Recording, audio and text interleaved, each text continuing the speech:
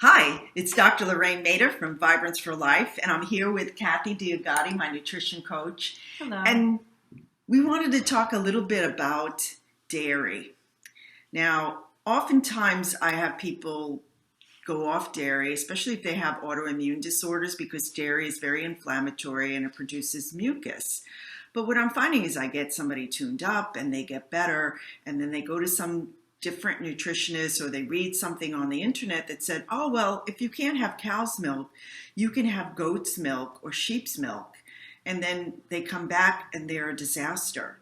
Their inflammation is back, their autoantibodies are back, and I wanted Kathy and I to kind of shed some light on that with you. Kathy, what is your take on this? It's interesting when you have something like dairy and your body starts to digest it. It'll get broken down into many different types of peptides, and that's really what your body responds to are the peptides. And when you look at the molecular structure of something like goat's milk as compared to cow's milk, there's only a molecule of difference between the two. You could be a very rare exception where that molecule is the only thing that you're responding to, but more likely that's not going to be the case. And so you will have a type of mimicry that will happen with any of those other mammalian milks that will continue to cause the problems that you're experiencing with dairy. Yeah, and that was also my experience when I was new to functional medicine. Many nutrition coaches told me, well, there's less casein in cow's milk and sheep milk, and it's casein that's more likely to cause some sensitivities, allergies, immune disorders, or mucus production. But think of autoimmune disorders as a smoldering fire. And some people say, well, I only had a little bit, I only had a teaspoon, but if you had a smoldering fire and just had embers and you threw gasoline on it, even just a little bit, it'll go poof. And that's what any amount of dairy or casein or the molecules or the peptide are going to do to your immune system if you have some kind of sensitivity and your immune system gets kicked up. So any amount is going to make a difference, and it's going to kick up your immune system. Absolutely. We see that in the blood work. It can take the amount that could fit on the tip of a ballpoint pen to create an immune response in the body.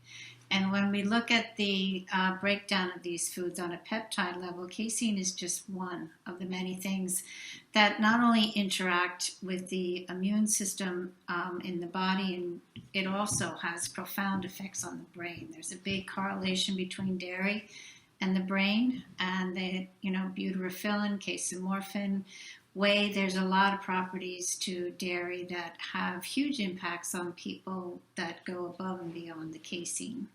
Yeah, and that's why we do the elimination diet, and we have people reintroduce dairy to see if they react to it or not. And some people can't always tell, and we've been doing a lot of these Vibrant America Zoomer tests to get down and dirty. That you can actually break dairy down to the peptide level and tell you what part of dairy you're sensitive to, because oftentimes people want to have a whey protein shake. Well, whey is a fabulous protein. It's a very complete protein. It's well absorbed. Sometimes people are sensitive to that. So it's in your best interest to know whether or not you're sensitive to dairy before you choose the kind of shake you're going to have. And if you know you're sensitive, to avoid all dairy, including goat's milk and sheep's milk. And camel and reindeer. There is a new Vibrant test for people who want to see proof. There is a test for mammalian milk, so you can actually see how your body is interacting with these different types of dairy. So that's all for now. I hope this sheds some light on the issue regarding dairy and the differences between goat, sheep, and cow's milk. It's still dairy.